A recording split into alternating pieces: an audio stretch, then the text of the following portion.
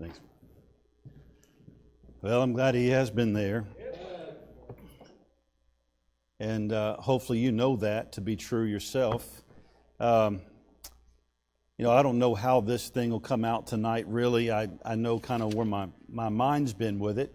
And I've been on the phone with people today that are trying to get some help in different places with counseling and different stuff. And this thought was a thought I read the other day. As I was reading it, I was making notes in it out of Genesis 26 and thought about it, thought through it, and thought, I wonder what this is and if God would have something for me to say in it. And then as I was counseling with some people today and dealing with some stuff, it kind of came up again and again and again. And I thought, okay, maybe I'll put the notes together and preach it tonight, and hopefully it'll be a blessing. I'm going to read almost all of this chapter. I want you to listen to me, and I'll try to make some comments as we go through it, and then kind of preach you a thought from it tonight that hopefully will be a help to you. Genesis 26. Of course, this is Isaac and Isaac's life there, and it says, "And there was a famine in the land, beside the first famine that was in the days of Abraham," remember his father, "and Isaac went unto Abimelech, king of the Philistines, unto Gerar. And the Lord appeared unto him and said, Go not down into Egypt, dwell in the land which I shall tell thee of. Sojourn in this land, and I will be with thee, and will bless thee. For unto thee and unto thy seed I will give all these countries, and I will perform the oath which I swear unto Abraham thy father. And I will make thy seed to multiply as the stars of heaven, and will give unto thy seed all these countries. And in thy seed shall all the nations of the earth be blessed, because that Abraham obeyed my voice and kept my charge, my commandments, my statutes, and my laws. And Isaac dwelt in Gerar." Now, here's a thing about this is, obviously Abraham is his father. Abraham dwelt in this land. God had blessed him. God had given him this land. It was part of this promise. And now Abraham has passed, and Isaac has taken over, and Isaac's in the same land that his father dwelt in. Now he's dwelling in it. And I'm going to show you this in a minute, but the same types of things that happened with his father are happening with Isaac now. When you keep reading, he's in the same land. There's a famine in the same place. He's having to do the same things. His father was told the same thing he was told here to do. And so he's doing the same things his father did. Now, when he gets on, in verse number 7, it says this, "And the men of the place asked him of his wife, and he said, she is my sister, for he feared to say, she is my wife, lest, said he, the men of the place should kill me for Rebekah, because she was fair to look upon. And it came to pass, when he had been there a long time, that Abimelech, king of the Philistines, looked out at a window and saw, and behold, Isaac was sporting with Rebekah, his wife. And Abimelech called Isaac and said, Behold, of a surety she is thy wife, and how saidst thou, she is my sister? And Isaac said unto him, Because I said, lest I die for her. And Abimelech said, What is this that thou hast done unto us? One of the people might lightly have lain with thy wife, and thou shouldest have brought guiltiness upon us. And Abimelech charged all his people, saying, He that touched this man or his wife shall surely be put to death. Then Isaac sowed in that land and received the same year 100-fold, and the Lord blessed him." Now let me make a couple of introductory statements, because the message, I think, will probably come from the second half of this chapter. But I want you to see something. Here's two generations. There's the generation of Abraham and now his son Isaac. And I marked this, that there's tough times are going to come in life. It doesn't matter from generation to generation. People are going to face tough times. Abraham had in his lifetime famines. He had issues that happened and visited him during his lifetime that he had to deal with. And then we're finding out in the next generation, tough times visited him, and you have problems in that lifetime and that generation as well. And so every generation, I don't think there's ever going to be a time that a generation is going to go to another generation that we're going to say, well, the last generation had problems, that we're never going to have any problems. There's times that I've listened to preachers from the past say, well, it was really bad here. The Lord must be going to come back because it's so bad here. And another generation comes along and they're saying, it's got to be right now because it's bad. It cannot get any worse than this. And then the next generation that comes after this, if the Lord doesn't come back, is going to say, they had it easy back then. Look at what we're facing now. Every generation is going to face issues. Now, that's the first thing you want to get from this. The second thing is this: every generation, when they face issues, should spend time talking to God. Y'all listen now back there. should spend time talking to God. And so what they did is, when there's less people here, it's easier for me to spot y'all when y'all are talking. And so I'll be happy to tell you about it. Now, what I can say to you, this is good. This is really, I ought to really embarrass you. When he was little, he's a little guy. He was back there, Timothy. You might as well do this. This is good. Timothy was a little guy. I was doing children's church. That's how long I've known them. He's a little bitty guy. I don't know how old they were in children's church at the time. And I was trying to, how old were you? 3 to 6. And I was doing children's church. And I'd turn around and look at a board. And I'd turn back around and there'd be Timothy over there. I'd turn back around and I'd turn back around and Timothy was now over here. And what was on that wall? The fire alarm. And they were notorious for pulling the fire alarm. I turned back around, started writing on the board, turned back around, and Timothy is standing with his hand about to pull the fire alarm. And I said, Timothy, you want me to tell your daddy what you're doing? And he said, which is the same thing now. And he says, no. And I said, okay, you get back over there. So he went back over there just like that. It was easy. Went back and got back in his spot. And I turned back around and started writing, and turned back around, and he's got his little boy he's standing next to. I turned back around writing, and now he's whispering in the little boy's ear and pointing to the fire alarm, telling him to go do that over there. So this has always been this way. This has always been this way. Friend, I told you I'd tell you some great stories about him at some point. This was a great story that you can know about him now. So the idea when we're looking at this is every generation is going to do it. And if every generation is going to have problems, listen, every generation's got to go to God. They got to get their answers from God and what's going on. And so He gives them specific instructions. Hey, don't go here, but do this. This is how you're going to get through this issue you're going through in life. And Brother Chance did a great job the other day about, hey, don't lean on your own understanding, but ask God and follow what He's telling you to do. Because He's got the best plan for the whole deal. And so there's going to be tough times, but what you've got to do is talk to God. If you're making notes, that's the introduction. You can say that. The next thing that I see, though, when I'm looking at this introduction part of it, is when temptation comes for you to fall back into some things, I see that there's some things that happen in one generation in a father, and the same things are happening in a son. If you've ever paid attention to this stuff, you look at it and you say, man, it's crazy how the same exact story of Abraham is now happening to Isaac. Abraham lied about his wife because he was scared, and now Isaac is doing the exact same things. And so I'm trying to say to you a little bit tonight that if we don't give the right examples in what we're doing, another generation will approach temptations and issues the exact same way we have approached those issues in life. I'm glad he took one of them. He said, when tough times come, what do? I talk to God. Hey, that was a good thing to get from Daddy. The bad thing he got from Daddy was lie. When you're fearful, when you don't know what to do, lie about it. Now, that was the wrong thing he got. Now, let me make another statement to you that is worth you understanding. God does not nail him over this lie. In fact, it almost seems like he's blessed in this lie. And let me say this to you. Just because God doesn't nail you, or let me say this, doesn't nail the previous generation for something they did, does not mean that God condoned it. It may just be God's mercy and God's grace. And so when you look at it and you say, well, God, my dad did this wrong thing that we know is wrong biblically. Dad did it, and Dad got away with it. It must be something that's okay for me. No, wrong is wrong no matter if people get away with it or not. And that's what we're seeing in this thing. I said this before, and I've heard it from somewhere else. What you do in moderation, they may do in excess. So what you're doing, they may do more. Now, let me say this to you. I said that one time in a Bible class to somebody that used to be here, and I said, what you do in moderation, they may do in excess. And a lady said to me, well, my dad used to smoke, and it was so filthy that I would never smoke now. So that's not true. Well, I said I was saying it about alcohol is what I was really talking about at the time.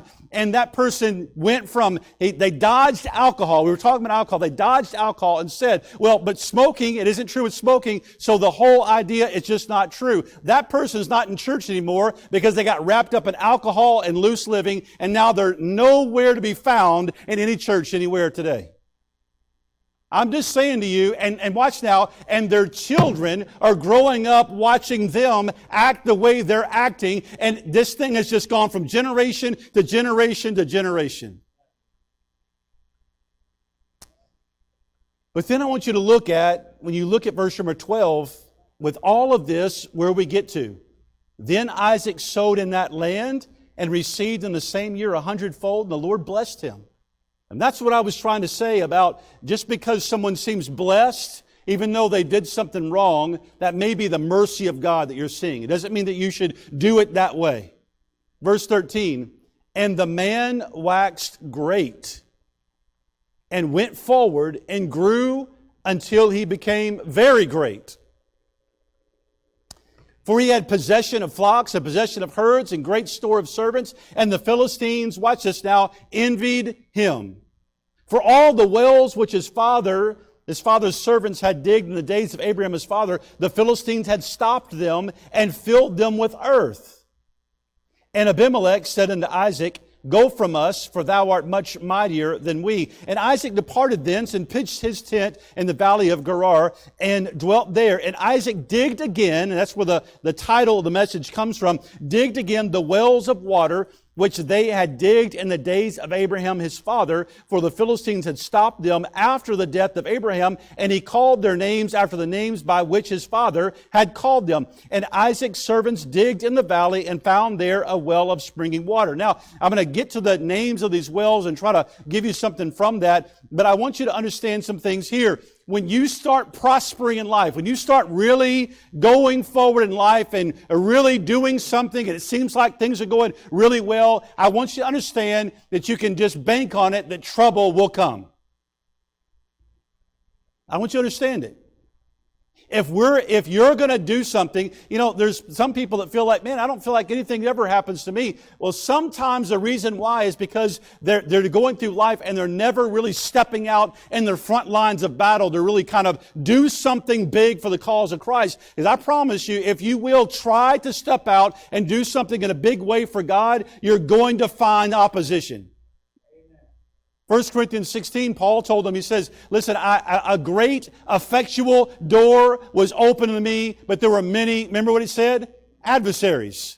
There's going to be adversaries. If you're going to try to do something good and something right, and you begin to wax great and even very great for God, I promise you there's going to be some times that somebody is going to become envious of you and try to pull you down a little bit. Somebody will try to do it.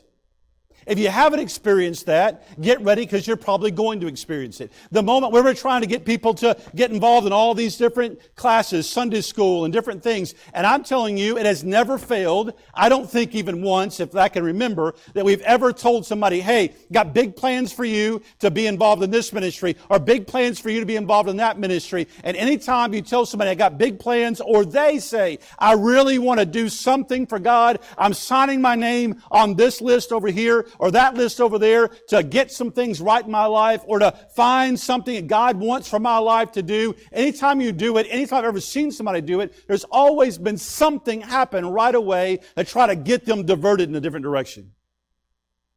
Always. Something come up. Anytime I've ever seen a young person that said, I'm surrendering for the Lord, there's always been something come along that try to get them going a different direction.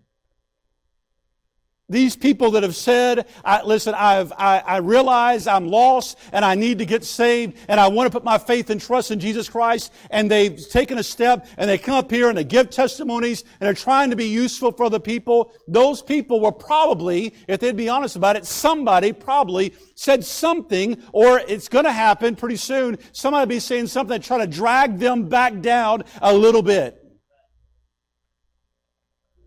Troubles will come. Envy is going to be part of this thing. What they did was they said, look, I want you to get this now, you're doing too well. Things are going too well in your life. And somebody has to come along and say, let me throw a little bit of junk into the place where you're getting all of your substance, all of the things that are helping you. Let's throw something in there and stop that up so you no longer get the blessings you used to have. You realize that water would be the most important thing they've got in their life? You realize that the way that he would be able to stay going, the way that his family would be able to stay going, the way that his flocks would be able to stay going is because of those wells. And somebody says, you're doing too good, you're prospering too much, you're rising up too much, let me find a way to throw a little dirt in on what you're doing. You find a way to stop up what you're doing. And I'm telling you, I just want you to get a hold of the principle from this, that if we're going to do something for God, somebody's going to try to throw a little dirt on us. Somebody's going to try to find a way to cut off anything good that's trying to, he said, springing up. Some water springing up. Somebody's going to try to stop the water from springing up in this place. There are 4 or 5 people getting saved recently. And I'm not talking about 4 or 5 people that we're going out there and getting. And I'm glad we're going out there to reach them. But I'm talking about 4 or 5 people that have been sitting in here every week and are now saying, I don't question anymore. I've got the assurance that I'm going to heaven when I die. Hey, that's a big deal. And I'm just telling you, if that's a big deal, and if some of you are coming to the altar, and some of you are saying, I'm going to get my life right, and I'm getting in order, and I'm going to start setting some things right in my life, I'm going to start doing some things different in my life, I'm going to start setting things on the right track in my home, there's going to be some opposition. And in the case here, what you see is they envied him. That's what it says there. You realize envy's been one of the biggest people killers of all times? Envying other people that seem to be doing good, you got to pull them down a little bit of a level.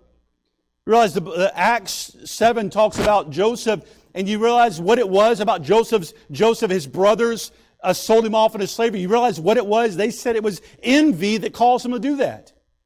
You know, when it talks in the Gospels about why it was they delivered Jesus Christ up there to be killed, it says they did it because of what? Remember? Envy. Envy has been something that's been used over and over and over again to try to bring people down. When Paul was going out in Acts 13 and things were happening and people were getting saved and great things were about to take off, you realize what started happening? People started coming and try to pull him down because of, it said, envy. Envy. You know, a lot of people try to pull you down simply because you seem like you're happier than they are. You seem like you've got more joy than they've got. And I'm going to tell you something. Listen, people will hate Christians. I know you're thinking, I can't believe I'd hate a Christian. Jesus says they hated me, they're going to hate you. Let me say something to you. They're going to hate us because we've got a purpose and they don't. They hate the fact that we want to see people saved. They hate it. They hate the fact that we think that people are not good exactly the way they are, and they've got to come to Jesus Christ and have Him pay for their sins so they can have everlasting life. They hate that. They don't want anybody telling them. Nobody wants someone coming to them and saying, you are sinful and you are wrong and you need someone to cleanse you from your sins. And they hate it if anybody tells them that. They hate our purpose. Let me say something else. They hate our purity.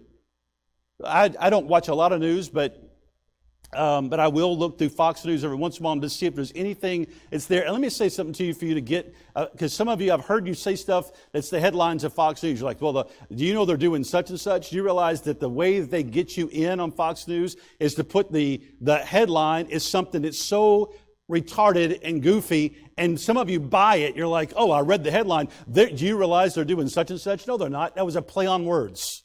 When you get into the article, you realize it isn't quite what they said it was. I would encourage you, if you're going to quote the headline, read the article. It might help.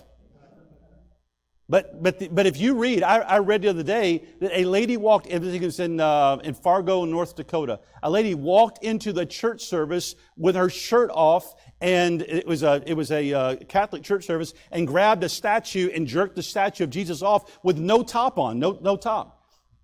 What brings about such hatred for the things of God that you've got to be so vile and so promiscuous when you do it? There is something about this world and the idea of this world. They hate not only our purpose, they despise our purity. Listen now, I'm just telling you, this is going to be so good when you get the twist of this at the end. Because what this could do is rile us up, buddy. Well, you know what we want to do? We want to fight. Now, we're laughing because that's exactly what we feel about it. Choke somebody when they come in here doing that kind of crazy stuff. But watch, they hate us. They hate the fact that we're telling our little kids that there is a difference between male and female, and those are the only two. They hate that. They don't want that. If you saw on the news the other day that there was a lady in some state that passed the bill, that was trying to get a bill passed that said that it was going to be against the law for children to be taken to Christian youth camps, where those camps will try to teach them that there's a difference between sexes, and that the only way is, it would be against the law for them to do it, and took the bill there. Now, when you read the article, though, I looked at it and I thought, this is crazy. Look at the times we're coming to. You read the article. Now, I don't know what her real intent was, but she said she was trying to prove a point that if it would have gotten close to the right amount of votes, she'd have pulled it back. I don't know that that's really the truth of the matter. But you know what? Whether that's the case or not, there are people out there in positions of authority that hate the fact that we're trying to keep our kids pure and clean and right. They hate it. They hate our purpose. They hate our purity. They hate our practices. There are people out there that hate the fact that you came to church tonight. There are people out there that hate the fact that we even have church services. They hate it. They hate the fact that we're standing for anything that's right. And just like the Philistines of that day, here's some people that are walking with God, that try to have God be, I've got a promise from God, I've got to walk with God, I trust in God, even in the midst of issues, and God seems to be blessing us, and we're going someplace, and we're doing something, and there are going to be some people, if we're going to do something as a church, starting churches and trying to reach our community in a bigger way than we ever have, there are going to be people that rise up that say, I hate their purpose, I hate their purity. I hate everything that they're doing, and I hate their practice of even having church. There'll be people that'll do it. Just this week, and I don't know why I'm saying so much about the news articles, but it was so much happened this week. There was even this week, and I pulled the article up to make sure I had it right. Even this week, there was some church, I think it's Jacksonville, First Baptist Church in Jacksonville. I don't know what Jacksonville it was. It never said what state it was in. I assume Florida. But it said First Baptist Church in Jacksonville. The guy sent home anybody see this article? The guy sent home with every church member a statement. And the statement was, look, we believe that God created man, male and female. There's no changes to that. That's all it is. And that's all marriage is between a man and a wife, and that's it. And they sent that home. And this is what they said. All the people that are church members, I want to give you this document. I want you to take it home. I want you to affirm that this is true. You believe this. If you believe this, then you come back. Anybody that doesn't believe it, we don't want you to be on the church rolls anymore. But if you do believe it, you send it back. We want to leave you on the church rolls. If you don't believe this fundamental thing that we believe biblically, then you're no longer welcome to be a member of the church. So they can come to the church services, but be a member, votes, and does what they're doing. You no longer can be a member of this church. Now, I'm going to tell you, you would think that that would be something that just about everybody would say, yes, I believe that. But you realize that they had a huge stink, even from, not just from without, but from within the church, they had huge problems.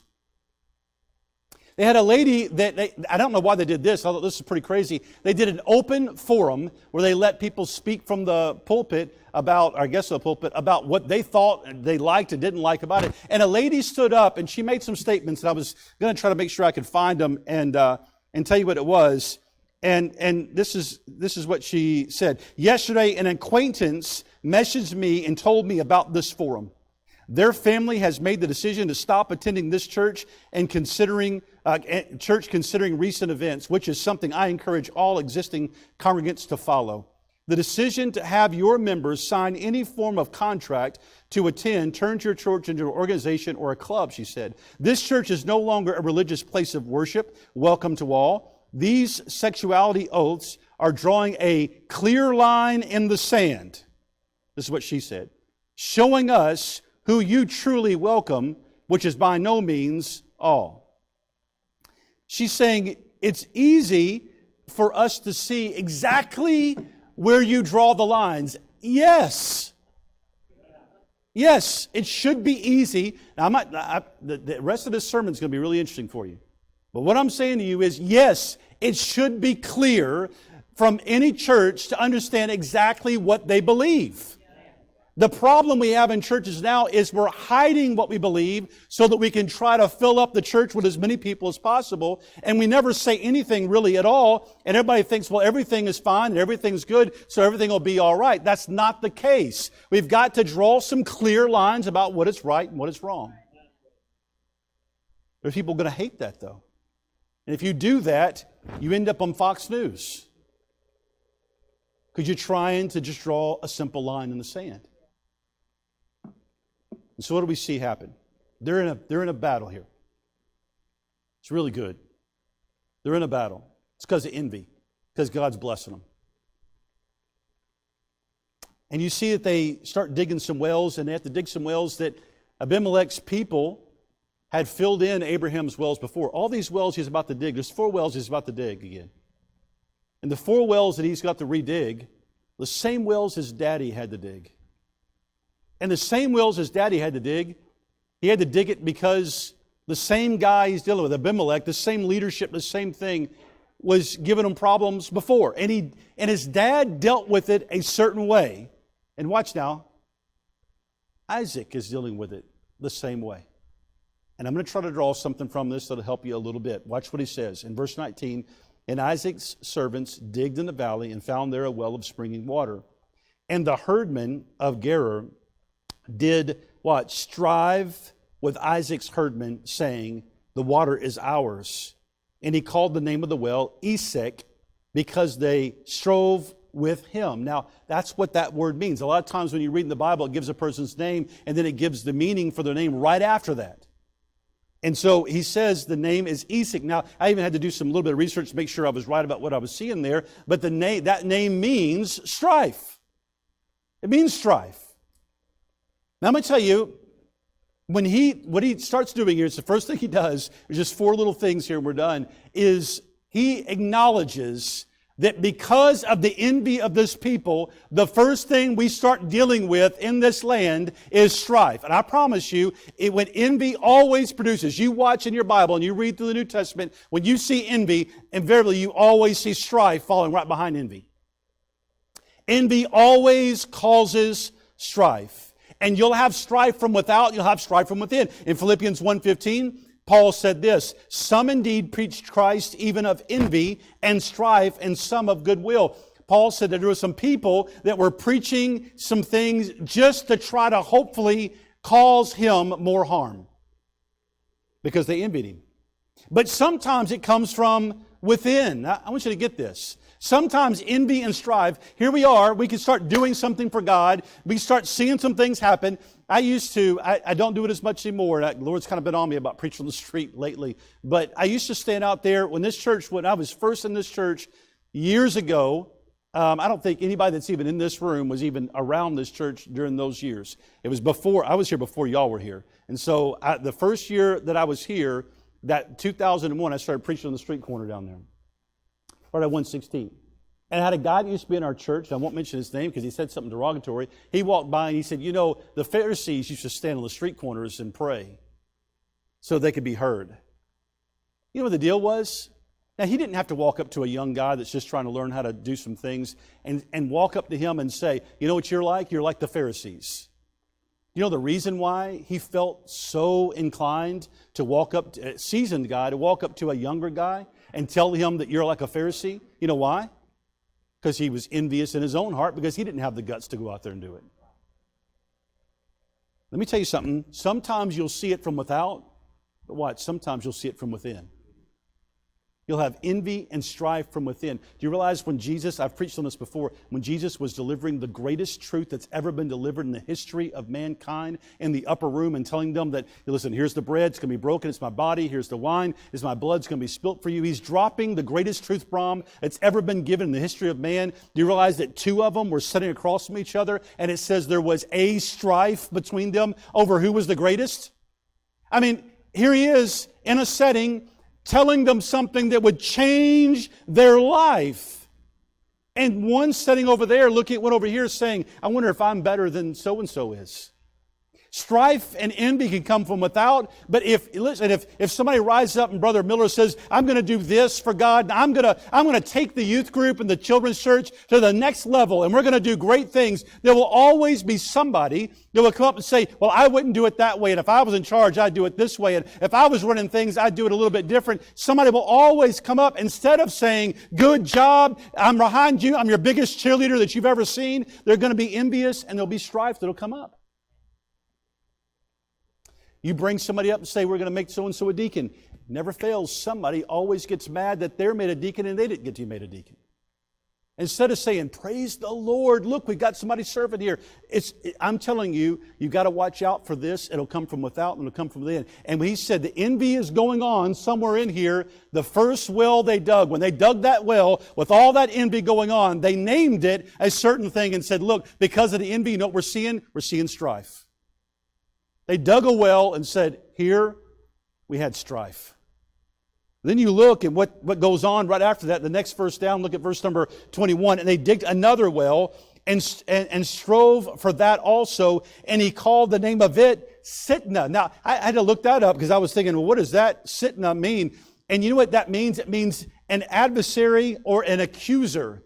And what I've read about that, I can't tell you definitely, but I've read about that, is that accuser of the brethren there, Sitna, is the same place you get Satan. An accuser of the brethren. Well, it's interesting to think that the first one they digged, they said, look, we're in strife here, and they called the first one, this is what life is like here when we're taking from this well. It's a life of strife. And the next one they say, it's almost like a life of Satan. We have somebody among us accusing us the whole time we're trying to do what's right. I'm just telling you, that if you will try to do what's right, you'll have strife from within and without, and I promise you'll also have some accusations. There'll be people, I don't know all the situation, and I won't even go into any details about this. I'll just say I knew of a church, I knew of a guy, and I knew that they were starting something in a really big way to try to do some really big stuff for God, both in the States and outside the States. I mean, really doing some big stuff. And I never saw anything that was ever alarming. But shortly after they announced that we're about to do this big thing, envy and strife raised up. And the next thing that happened, it's what's right here, and now I can see it. The next thing that happened is they started raising up accusations and saying things about how he leads or what he does and how he did this or how he did that. You say, well, are they true? I have no way of knowing whether they are true or not. They called me and asked me, would you come do an investigation of it? And I said, well, I don't know if I should or not. I asked 2 people, and I said, okay, I'll do it. And then they called back and said, no, we're going to leave you out of it, which was probably the hand of God. It was probably a real blessing. And they went with some private firm, and even when that private firm found nothing, they said it's still got to be there. We've still got to find a way. And that guy ended up resigning from everything he does and left. Now, listen, God will figure out whether it was true or it wasn't true. But I can tell you this, the moment they announced we're doing something, accusations began to fly. So you see the accusations. And it says, and he removed from thence and digged another well, and from that they strove not. And he called the name of it Rehoboth, and he said, for now the Lord hath made room for us, and we shall be fruitful in the land. Now, I want you to see this one. I tied it on this way. Strife, Satan, and then space. He gave them a little bit of space, a little bit of room in order to be fruitful. Now let me say something to you. When you're going through this time of envy, or people are trying to drag you down, or people are trying to stop you from doing anything, you've said, hey, I'm going to do something bigger. I've decided I'm going to actually take a step and read my Bible. I'm going to take a step. I'm going to the altar. I'm going to start praying more. I'm going to start doing more from God. You'll have some friends around you that'll try to find a way to drag you down. I promise you it's going to happen. If a church tries to do something, somebody will try to drag them down, and you'll see strife, and you'll see Satan try to raise up some accusations. But if you'll give it time and you'll keep walking with God, God can give you a little bit of space. I'm going to help you now with this last one. Give you a little bit of space. And it may be, listen real close, it may be that what you need to do is separate yourself from some of those people that are causing you so much problems. You know what they did? I had to look it up on a map. From where they started at, that first well was right there. The second well was right there. The third well, they had to distance themselves a little bit from the strife, from the envy, and they set up in a different place and became more fruitful. You know what you may have to do? You may have to come out from among them, be ye separate, saith the Lord. There are some people that will just try to purposely drag you down and don't want you to live for God. You may have to say, I'm going to separate a little bit from that. I'm not talking you can be mean to them. I'm not talking you got to be hateful to them. But I am talking about if they are ruining everything, listen, and trying to pour dirt in on the thing that you're getting your strength from, you may have to say, I'm going to distance myself a little bit from that person because of what they're doing in my life. And so they get a little space. And the last one. And he went up from thence to Beersheba. And the Lord appeared unto him the same night and said, I am the God of Abraham thy father. Fear not, for I am with thee and will bless thee and multiply thy seed for my servant Abraham's sake. And he builded an altar there and called upon the name of the Lord and pitched his tent there. And there Isaac's servants digged a well. Now he's doing good there. He's altar, talking to God, which is exactly where we should be. And they dig another well there in Beersheba. Then Abimelech went to him from Gerar, and Ahuzath, one of his friends, in Pickol, sounds like pickle, Pickol, the chief captain of his army. And Isaac said unto them, Wherefore come ye to me, seeing ye hate me? Now think about it, what he's saying. You hate me. You've been nothing but bad to me this whole time. You hate me and have sent me away from you. And they said, we saw certainly, watch this now, I'm just telling you, if you'll keep doing what you're supposed to do, watch what happens. And they said, we saw certainly that the Lord was with thee. And we said, let there be now an oath betwixt us, even between us and thee, and let us make a covenant with thee, that thou wilt do us no hurt, as we have not touched thee. And as we have done unto thee nothing but good, and have sent thee away in peace, thou art now the blessed of the Lord. And he made them a feast. Watch what he does. He didn't take up a sword, didn't lop anybody's head off, didn't call for the men to come shoot him. Made a feast, and they did eat and drink. And they rose up betime in the morning, and sware one to another, and Isaac sent them away, and they departed from him in what? Say it again, in what? And it came to pass the same day that Isaac's servants came and told him concerning the well which they had digged, and said unto him, We have found water. And he called it Sheba. Therefore the name of the city is Beersheba on this day. And Sheba means the swearing of an oath.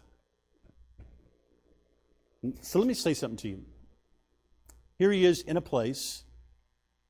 He's doing what he's supposed to do. And there's somebody that hates him for doing what he's supposed to do. There's somebody that's envious, wants to fill in the wells, wants to drag him down, doesn't want him to prosper, wants to find a way to tear down what he's trying to do. There's somebody that's doing that. And let me tell you what he does. He just, watch now, this is really good. He just keeps digging. He just keeps digging the same wells that the generation before had dug. He just keeps doing what he's supposed to do. He digs the well of strife. He digs the well where Satan is fighting against them. And then they distance themselves a little bit. They get a little bit of space. And they dig another well. And they call unto God. They talk to God. And then finally, listen, when the enemy comes and says, Can you just make a little league with us? Can you not hurt us? We know you're bigger. That's the issue. Can you just be kind to us? He deals with him in what? He deals with him in peace. Do you know that's exactly what his father did? Abraham's father said, let's take 7 ewe lambs, let's take these things, let's eat together, and this will be a sign between us that we're going to have peace.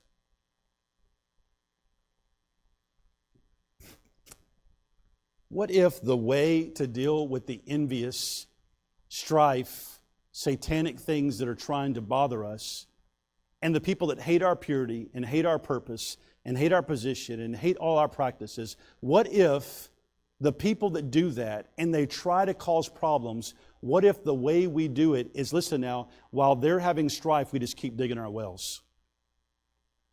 What if while they're doing all the things against us, and Satan is rising up with the accusations, and the people are writing stuff on Google about how they hate this church is doing nothing but preaching on the street and handing out tracts, and they made me mad because they handed out a tract to my child, and my child became fearful and told me they were fearful of where they'd go when they die. Those people are terrible people. And what if we just keep on digging wells? Listen, not just wells that take care of us, not just wells that take care of our family, not just wells that take care of the flock, but wells that are there for other generations to draw from as well. What if while all this craziness is going on, we just keep doing what we're supposed to do, and we keep digging wells, and we keep doing the things that God has asked us to do, and we keep being fruitful, and we keep doing things for God? What if we, it's a novel idea, but what if we just keep doing what we're supposed to do while everybody else throws darts at us? And what if, when they start saying all the negative, harsh, ugly things, and Fox News sits out in front, and Fox News wants to say something about us, what if we don't fight evil with evil, but what if, there's a novel idea, what if we overcome evil with what? Yeah, what if we applied Romans chapter 12? This is what that pastor said in his address. It's not that we are any less sinful than anybody else out there in Jacksonville. It's not that we're any better than anybody who thinks our statement is a joke. It's that we have come to confess our sin instead of looking at the Bible and railing against what the Bible has to say about sexual sin. We're saying, God, you're right and I'm wrong. Will you please forgive me? And then you wash me in the blood of Jesus. By faith, we are not better, but by faith, we are saved. What a great statement. What a great way to answer those people. He says this, we want to welcome you as we were welcomed. If you need help, we would love to serve you. If you'd like to come and worship with us, you're always welcome to be part of what we are doing. Of course, when you come, we will ask you to respect our beliefs just as you want us to respect yours. But if you do come, we will welcome you, pray with you, serve you, and love you. We will also probably say some things that will challenge you, and that's okay. Real love can handle the disagreement. He said this, he said it's not that we're against homosexual sin. He said we stand with God and we're against all sinful sexuality practices. You know, the Bible says in Romans 12:17, recompense to no man evil for evil. Provide things honest in the sight of all men. If it be possible, as much as lieth in you, live peaceably with all men. Dearly beloved, avenge not yourselves, but rather give place to wrath, for it is written, vengeance is mine, I'll repay, saith the Lord. Therefore, if thine enemy hunger, feed him. If he thirst, give him drink, for in so doing thou shalt heap coals of fire on his head. Be not overcome with evil, but overcome evil with good. James 1:19 says this, wherefore, my beloved brethren, let every man be swift to hear, slow to speak, slow to wrath, for the wrath of man worketh not the righteousness of God. You know, if it was me, they were filling in my wells, I'd probably say, guys, let's take them out. And I'd be acting in the flesh. And the way they did it is they just kept on digging, and when the guys came around, he did exactly what his daddy did. He tried to be good to the guy and ended up swearing an oath instead of a fight. Now you say, well, is it always going to work out that way? Is it always going to work out that if you do things great, if you act the right way, that it turns out that they're going to swear an oath and they're going to be good to you? No, it doesn't always work out that way. But I'm going to tell you something, that's still the road we're supposed to take.